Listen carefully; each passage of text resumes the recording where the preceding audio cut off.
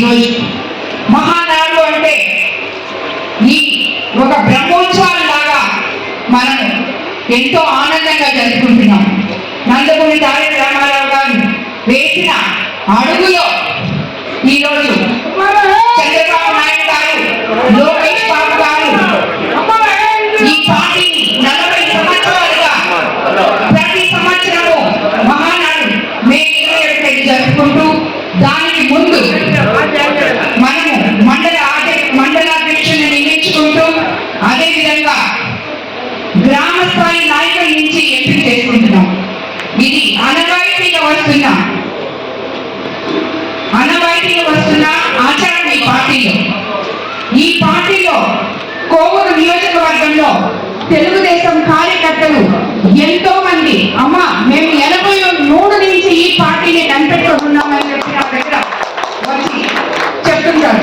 అంటే కోవూరు నియోజకవర్గం తెలుగుదేశం పార్టీకి కంచుకోక లాంటిది. ఈ కార్యకర్తలు ఎంతో కష్టాన్ని భరించారు, అవమానాన్ని భరించారు. ఈ రోజు తిరిగి తెలుగుదేశం పార్టీని చంద్రబాబు నాయుడు గారి ప్రోత్సాహంతో, అలాగే ఎంపీ రేవంత్ గారి ప్రోత్సాహం, ప్రభాకర్ రెడ్డి గారి ప్రోత్సాహంతో నన్ను ఎమ్మెల్యేగా నిలబెట్టినందుకు మీ అందరూ నాతో కలిసి నడిచి 54,000 మెజార్టీతో నన్ను గెలిపించాం. మీకందరికీ నియోజకవర్గ ప్రజలకి శిరస్సు వంచి నమస్కరిస్తున్నాను. ఇందులో ముఖ్యంగా నేను మీకందరికీ ఒకటి చెప్పదలుచుకున్నాను. మన కోవూరు నియోజకవర్గం ఎంతో చైతన్యవంతులున్న నియోజకవర్గం. ఇక్కడ గ్రామ స్థాయి నాయకుడి నుంచి నియోజకవర్గ స్థాయి నాయకుడి వరకు అందరూ కూడా చైతన్యవంతులు. కానీ కొత్త పాత కలయికలతో మనం ఈరోజు కోవూరు నియోజకవర్గంలో అడుగులు ముందుకేస్తూ ఉన్నాం. ఇందులో ఎన్నో ఒడుదుడుకులు ఉంటాయి. పాత వాళ్ళు ఎన్నో కష్టాలు ఓర్చుకొని ఉంటారు. కొత్త వాళ్ళు ఈరోజు వచ్చారు. కానీ నేను దీనికి ఒక ఎగ్జాంపుల్ చెప్పదలుచుకున్నాను. ఇది వరకు ఈ జిల్లా అధ్యక్షులు అబ్దుల్ అజీజ్ గారు ఏ పార్టీలో ఉన్నారు, తర్వాత ఏ పార్టీకి వచ్చారు, మొన్న కష్టకాలంలో తెలుగుదేశం పార్టీ అధికారంలో లేనప్పుడు ఎటువంటి కల్మషం లేకుండా పార్టీని తన భుజాల మీద వేసుకొని మోసి తీసుకొచ్చారు.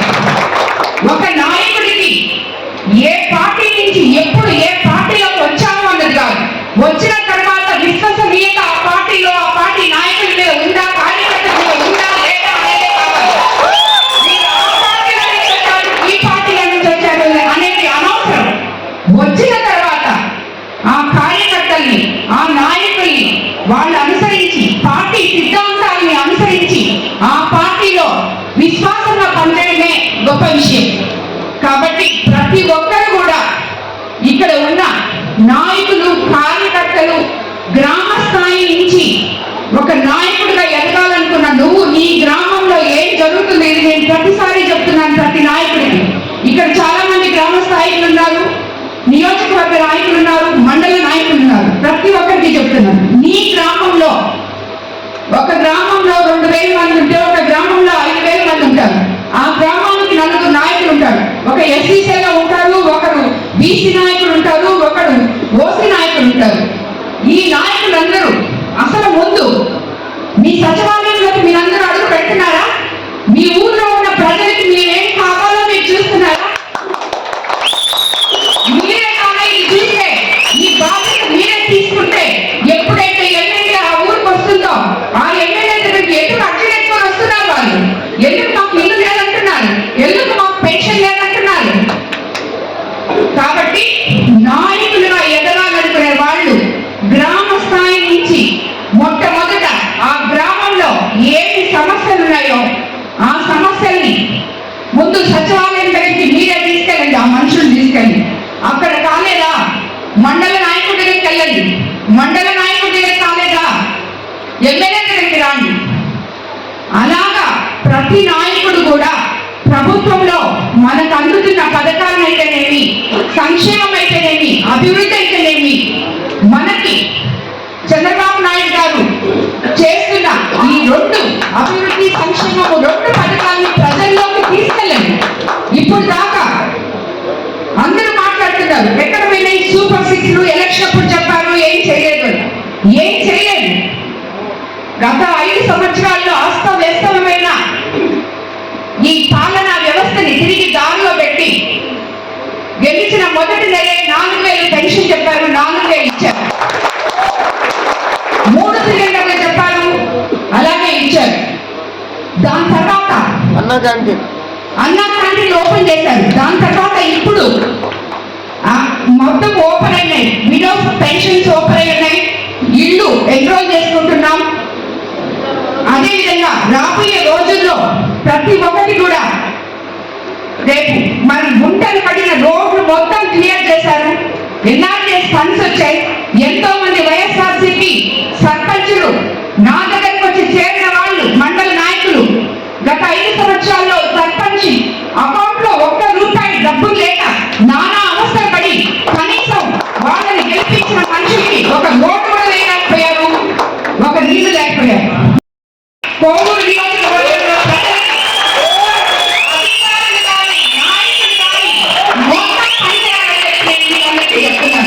ఎందుకంటే ఎవరైనా నాకు వాళ్ళు వైఎస్ఆర్సీపీ వాళ్ళ తెలుగుదేశం వాళ్ళ అనేది లేదు. తప్పు చేస్తారంటే అది తప్పే. తప్పు ఎవరు చేయకూడదు, నీకేమైనా అవసరమైతే నా దగ్గర దాన్ని మీ నాయకులు చేయకపోతే దానికి తప్పకుండా మీకు సపోర్ట్ చేస్తాం. ఎంపీ ఏమైనా ప్రభాకర్ కానీ నేను కానీ, ఇది మా రాజకీయం. మీరు ఎంతో మంది రాజకీయ నాయకుల దగ్గర ఉపన్యాసాలు వినుంటారు, మాకు ఆ రాజకీయం తెలియదు. ఏది కూడా మీకు మంచి ఏది జరగదో అదే మాకు కావాలి, అదే చేస్తాం. దానికోసం సీఎం గారి దగ్గరికి పోయి అడుగుతాం, లోకేష్ బాబు గారి దగ్గరికి పోయి అడుగుతాం, ఎవరి దగ్గర అడుగుతాం, సెంట్రల్ గవర్నమెంట్ అడుగుతాం, నిధులు తీసుకొస్తాం. కోవూరు నియోజకవర్గాన్ని అభివృద్ధి పదంలో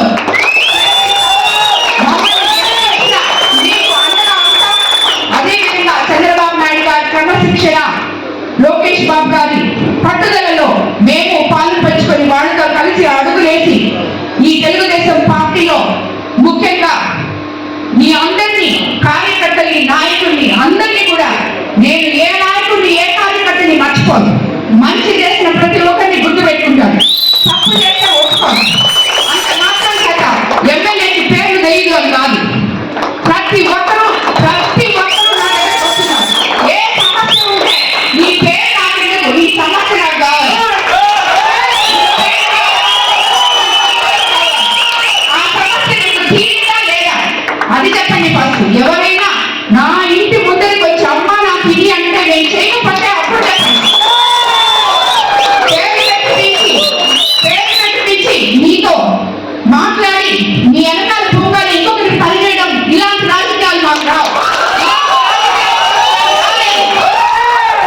కాబట్టి మీరు అలాగే ఉండాలి. కోవూరు నియోజకవర్గంలో ప్రజలు మేము ఇలాగే మీకు సపోర్ట్ చేయాలి. మీకు ఏ సమస్య రాదు, మేము మీకు అండదండలుగా ఉంటాము. ఇది ఈ మహానాడులో నేను చేస్తున్న తీర్మానం. నాతో కలిసి నడిచిన ఏ నాయకుడికి అన్యాయం జరగదు. పదవులు ఈ రోజు ఉంటాయి, రేపు ఉండవు. ప్రజలకు సేవ చేసే ప్రతి ఒక్కరు నాయకుడే. వాళ్ళకి అవసరం లేదు. ఈ మండల అధ్యక్షులు ఈ రోజు పోయినసారి ఉన్నారు, ఇప్పుడు కొత్త మండల అధ్యక్షులు వచ్చారు, తర్వాత మళ్ళీ మీరు వస్తారు. ఇదంతా వస్తా ఉంటుంది, పోతా ఉంటుంది. మీకు కావాల్సింది ఏంటి? మిమ్మల్ని నమ్ముకున్న ప్రజలకి మీరు న్యాయం చేయండి. కోవూరు నియోజకవర్గంలో ఉన్న ప్రతి నాయకుడికి నేను న్యాయం చేస్తానని మీ అందరికీ నమ్మకం ఉంది. మేబీ కొంతమందికి నేను ఇసుక ఇవ్వలేను, గ్రామం ఇవ్వలేను,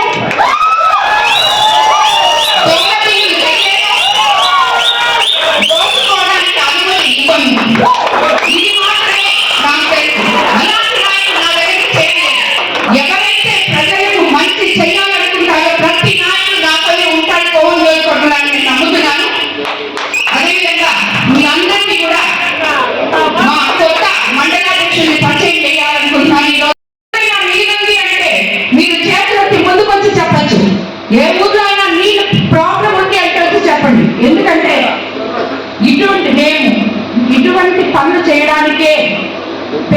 ప్రజలకి తాగడానికి బుక్కెడి నీళ్లు లేకపోతే, చనిపోతే పూడ్చిపెట్టడానికి శ్మశానం లేదు అంటే, నేను ఎలక్షన్స్ అప్పుడు క్యాంపింగ్ వచ్చినప్పుడు నిజంగా నేను నగరిపోయాను. ఓహో, ఇలా కూడా ఉంటాయి ఆ ఊర్లో. ఒక సంవత్సరం ముందే నేను అన్న పల్లెటూరు చూశాను, అంతకుముందు నేను ఎప్పుడు చూడలేదు. ఎప్పుడు అంత జనం మధ్యలో నేను తిరగలేదు, ఇల్లు వదిలి బయటికి రాలేదు. కానీ మీ అందరి సమస్యలు చూసి, మీ బాధలు చూసి, మీతో కలిసి నడిచి మీ కష్టాలు తీర్చాలని చెప్పి రాజకీయాల్లోకి వచ్చిన వాళ్ళం నేను కానీ ఎంపీ అంతేగాని ఏ ఒక్కరు చెప్పినట్టు మీ మీద పెత్తనం చేయడానికి రాలేదు. మాకు తోడుగా చంద్రబాబు నాయుడు గారు, లోకేష్ బాబు గారు, మేము ఏమైనా అడిగితే నియోజకవర్గం గురించి వాళ్ళ చేతనైనంత అతి త్వరలో కార్యకర్తలు బాగుండాలి, జనం బాగుండాలి, నియోజకవర్గం బాగుండాలని సపోర్ట్ చేస్తూ ముందుకు తీసుకెళ్తున్నారు. అందుకే మీ ముందుకంతా మేము ఇలా రాగలుగుతున్నాం. ఈ రోజు మండలాధ్యక్షులు సుధాకర్ అన్న,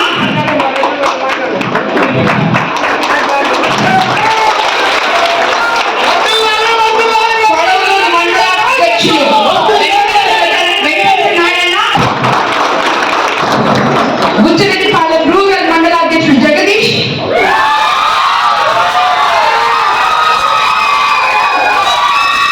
ఇందుకూరుపేట మండలాధ్యక్షుడు పవన్ రెడ్డి,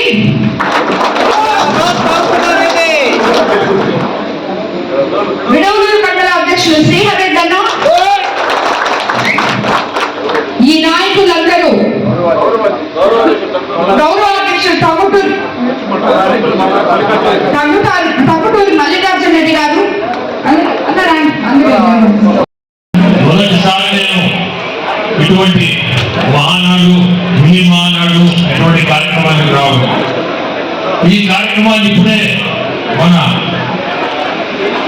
జిల్లా అధ్యక్షుడు అబ్దుల్ అజీజ్ గారు మాట్లాడిన మాటలు ఇంటే క్రమశిక్షణ మాటలు ఇక్కడే కాదు.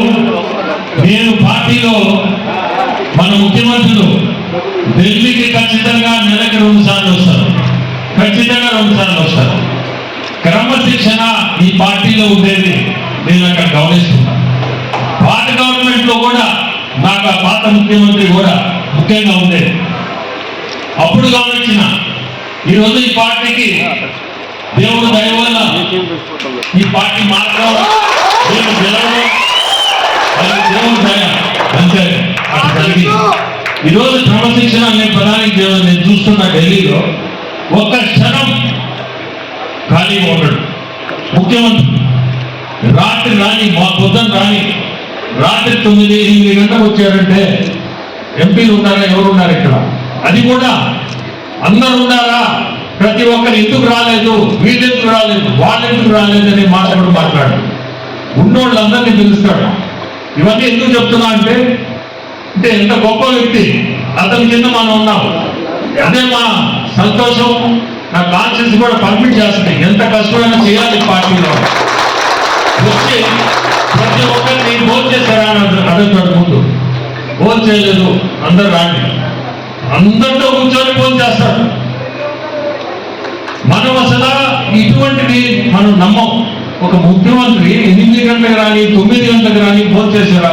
ఎవరన్నా తినేసి ఉంటే కూడా ఎప్పుడు కూడా ఇది కాదు, ఎవరు భోజనం చేయలేదో వాళ్ళు రాండి అంటాడు. పొద్దున్నే దాదాపు ఢిల్లీ వచ్చాయంటే 5-6 మంత్రుల్ని కలవందే వెనక్కి రావడం. అక్కడ కూడా ఎంత గౌరవం అంటే చాలా మంది మేము వస్తాం సార్ మీరు రావద్దు అంటారు. ఎవరైనా 3-4 తప్పక. ఆయన కోసం వచ్చి ఇంటికి వచ్చి ఇక్కడ ఇంకొకటి గొప్ప వ్యక్తి, ఈ గొప్ప వ్యక్తి గురించి చెప్పాలని అందరికి తెలియదు కాబట్టి ఏ మంత్రి వచ్చినా మీరందరూ కూడా కూర్చోండి నాతోటి అంటారు. ఎంపీలు, మేము ఎంపీలు అయినా మీరందరూ కూడా కూర్చోవాలా, మీరందరూ వినాలా. నేను ఏం మాట్లాడుతున్నాను, మీరు చెప్పాల్సింది ఏదైనా ఉన్నా మీరు మీ సలహా కూడా చెప్పండి అంటే అంత ఓపెన్గా వదిలేస్తాడు. క్రమశిక్షణ అనే దానికి ఇవన్నీ అంటే నా ఒక్క తెలివితేటలే కాదు, మీరు ఎవరన్నా మీరు సలహాలు ఇచ్చినా నేను తీసుకునే దానికి రెడీ. ఇవన్నీ అసలు మనం చూడం. నేనైతే అసలు నాకు ఆశ్చర్యం. ఫస్ట్ నెలలు ఈయన ముఖ్యమంత్రినా ఏందబ్బా ఇది, మనల్ని అందరినీ పిలిచి భోజనం అంటాడు, ఆయన భోజనాడు, అందరూ కూర్చోవాలా, కూర్చొని అందరం కలిసి చేస్తామంటాడు. రెండోది ఏంటంటే ప్రతి ఒక్కరిని కూడా మీకేమన్నా వేరే ఏదైనా పని ఉన్నా ఖచ్చితంగా అక్కడిని పిలిచి మాట్లాడాలి, పర్సనల్ గా మాట్లాడండి, రాండి, మీ సమస్య ఏమన్నా ఉంటే చెప్పండి. ఎంపీలకి ఆయన ఇచ్చే టైము ఢిల్లీకి వచ్చి ఆశ్చర్యం నాకు. అంటే క్రమశిక్షణే ఈ పార్టీలో ఉంటారు, అది చాలా పద్ధతిగా కూడా ఏ మినిస్టర్ దగ్గరికి పోయినా తీసుకోవడం అనేది సహజంగా మనం చూడం. ఇతను ఆ అవకాశం కూడా ఇచ్చి మీరేమైనా ఉంటే చెప్పండి అంటాడు. అని ఇంకా ఆశ్చర్యం నాకు. ఒక ముఖ్యమంత్రి 100 మంది మినిస్టర్ల దగ్గర నేను గమనించాను. ఈ మధ్య లాస్ట్ వచ్చినప్పుడు జల్ జీవన్ మిషన్ కింద లాస్ట్ గవర్నమెంట్ లో 27,000 కోట్లు ఇస్తే 2,500 కోట్లు వాడారు. జల్ జీవన్ మిషన్ మినిస్టర్ దగ్గర సిఆర్ పాటిల్ ఆయన దగ్గర పోయిన తర్వాత అవార్డు కోట్ తీసుకుపోయాడు. వాళ్ళు ఒకటే మాట అన్నారు, ఈ జల్ జీవన్ మిషన్ యూపీలో అన్ని దగ్గర కూడా చాలా సమస్యలు వస్తున్నాయి, ఈ బోర్లు వేసి ఈ బోర్లు వాటర్ కానీ మించిపోయిందంటే ఈ కుళాయిలన్నీ ఖాళీ అయిపోతున్నాయి, కుళాయిలు మిగులుతున్నాయి ఈ బోర్ల వల్ల, అందుకని ప్రైమ్ మినిస్టర్ దీన్ని పెండింగ్ పెట్టమన్నారు సార్. దానికి ఒకటే మన ముఖ్యమంత్రులు చెప్తున్నారు, నాకు మీ బోర్లు పర్లేదు, ఏది పర్లేదు, నేను రిజర్వాయర్ నుంచి కనెక్ట్ చేయించుకుంటాను, డైరెక్ట్ రిజర్వాయర్ నుంచి. సో మీకు ఇబ్బంది ఉంది, రిజర్వాయర్లో నీళ్లు ఉన్నాయి, సోర్సులు ఉంది మనకి, సోర్సులు నీళ్ళ నుంచి నీకు ఎక్కడికైనా నీకు జల్ జీవన్ మిషన్ కింద పైప్ లైన్ చేశారంటే ఎప్పుడు వాటర్ ఉంటుంది. లక్షల కోట్ల రూపాయలు సంపాదించే విధంగా వాళ్ళు ఎదిగడానికి ఆయన కనిపిస్తుంది. హైదరాబాద్ లో ఇవాళ అయినప్పుడు 2020 విజయాన్ని ఆ రోజున చెప్తే అందరూ కూడా హేళన చేశారు. ఇవాళ కళ్ళ పట్టినట్టు కనిపిస్తుంది, ఆ ప్రతిరూపం కనిపిస్తుంది. అలాగే నారా చంద్రబాబు నాయుడిని భారతత్వాన్ని తీసుకొని రేపటి తరం నాయకుడు, యువకులతో ప్రజావిధానం పొందిన నాయకుడు నారాయణ వేశారు. మన ఆంధ్రప్రదేశ్ ఎంతో కష్టంగా ఉంది. గత ప్రభుత్వం ఉన్న ఆర్థిక రిసోర్సెస్ వాడేశారు. అసలు అప్పు పుట్టాలంటే కష్టమైన పరిస్థితిలో, ఇలాంటి పరిస్థితిలో తెలుగుదేశం పార్టీ అధికారం చేపట్టి అయినా కూడా ఎటువంటి భయం లేకుండా, బెదిరి లేకుండా ఒక పక్కన ఎడ్యుకేషన్ సెక్టర్ మినిస్టర్గా ఆయన ఎడ్యుకేషన్ రిఫార్మ్ చేస్తూ మరొక రాష్ట్రంగా పగలగా కష్టపడి ఎన్నో పరిశ్రమలు ఆంధ్ర రాష్ట్రానికి తీసుకొస్తున్నారు. మన నాయకులు తెలుగుదేశం పార్టీ నాయకులు ఆంధ్రలో వేశారు. ఖచ్చితంగా ఆయన అడుగులలో మనందరూ కూడా ధనవంతులు, రేపటి రోజున ఆయన ఖచ్చితంగా మనందరూ కూడా ఒక మార్గదర్శిగా నిలబడతారు. ఈ రోజున మనం పౌరు నియోజకవర్గంలో చేస్తున్నాం. పౌరు నియోజకవర్గానికి ఒక అసెట్ మన పెద్దలు ఎంపీ వేమిరెడ్డి ప్రభాకర్ రెడ్డి గారు ఎన్నో ఫండ్స్ తీసుకొస్తున్నారు. మన నియోజకవర్గానికి కాదు, జిల్లాకే కాదు, అలాగే రాష్ట్రం కూడా అవసరమైన ఫండ్స్ ఎన్నో ఫండ్స్ తీసుకొస్తున్నారు. కేంద్రంలో ఆయనకున్న పక్షాలతో అలాగే ఎంపీగా ఆయన బాధ్యతగా మనకి ఒక పక్కన నెల్లూరు జిల్లాలో ఇందాక చదువులు చెప్పారు, నెల్లూరు జిల్లాలో ఎన్నో పరిశ్రమలు తీసుకొచ్చి నెల్లూరు జిల్లాలో ఒక ఇండస్ట్రీ ఆపరేట్ చేయాలని కృషి చేస్తున్నారు పెద్దలు వేమిరెడ్డి ప్రభాకర్ రెడ్డి గారు. కూడా వేమిరెడ్డి ప్రసాద్ రెడ్డి గారితో కలిసి ఒక పక్కన చేనేత కష్టం తీసుకొస్తున్నారు, అలాగే ఇన్ఫోసిస్ లో అవసరమైన పరిశ్రమలు తీసుకురాబోతున్నారు. అలాగే మన కోవల్ షుగర్ ఫ్యాక్టరీ కూడా మరిచి ఒక ఇండస్ట్రీ హబ్ గా, ఒక ఐటీ హబ్ గా చేయబోతున్నారు మన పెద్దలు. ఖచ్చితంగా నాకైతే ఎటువంటి సందేహం లేదు, రానున్న రోజుల్లో వేమిరెడ్డి ప్రభాకర్ రెడ్డి గారు, వేమిరెడ్డి ప్రసాద్ రెడ్డి గారు కోవల్ నియోజకవర్గాన్ని అభివృద్ధి పనులు నడిపించడంలో ఎటువంటి సందేహం లేదు. ఖచ్చితంగా చూసి ప్రజలు సంతోషంగా పోయినప్పుడు, మన గ్రామంలో ప్రజలకి మేలు జరిగినప్పుడు, ఆ సంతోషంలో మీరు భాగ్యస్వామ్యం అయినప్పుడు పాలిటిక్స్. లేదంటే నాకేం రాలేదు, 20 సంవత్సరాల నుంచి ఈ పార్టీలో ఉన్నా, 30 సంవత్సరాల నుంచి ఆయన వెనక తిరుగుతున్నా, నేను ఏమవ్వలేదంటే ఏమవు. ఆలోచన మారాలి. ఈరోజు ఒక మంచి పార్టీలో ఉన్నాం, ఒక ఎథిక్స్ ఉండే పార్టీలో ఉన్నాం, ఒక మంచి నాయకులతో మనం పనిచేస్తున్నాం. కాబట్టి ఈ రాష్ట్రానికి, ఈ మీ ఊరికి కానీ బాగా చేసే అవకాశం ఆ భగవంతుడు మనందరికి ఇచ్చాడు. 5 లక్షల మంది మీ ఊళ్ళో ఉన్నాం. మీరే ఎందుకు ఈరోజు నాయకులు అయ్యారు? 5 లక్షల మందిలో మీరే ఎందుకు అయ్యారు? భగవంతుడు అవకాశం ఇచ్చాడు. మనకు ప్రజలకు సేవ చేయాలని ఇంతగా ఉంది కాబట్టి ఈరోజు ఇక్కడ కూర్చొని ఉన్నాం. ఆ యొక్క సేవలో సంతృప్తి పొందాలి. ఈ రాష్ట్రాన్ని కాపాడుకునే భాగ్యం మనకు దొరికింది. అలాగే ఈ నియోజకవర్గాన్ని కాపాడుకునే భాగ్యం మనకు దొరికింది. మంచి నాయకులు దొరికారు. వీళ్ళందరితో కలిసి ఇంకా రాబోయే రోజుల్లో తెలుగుదేశం పార్టీని ఇంకా ఉన్నత స్థాయికి తీసుకెళ్తారని భావిస్తూ మీ అందరికీ మరోసారి ధన్యవాదాలు తెలియజేసుకుంటూ సెలవు తీసుకుంటాం.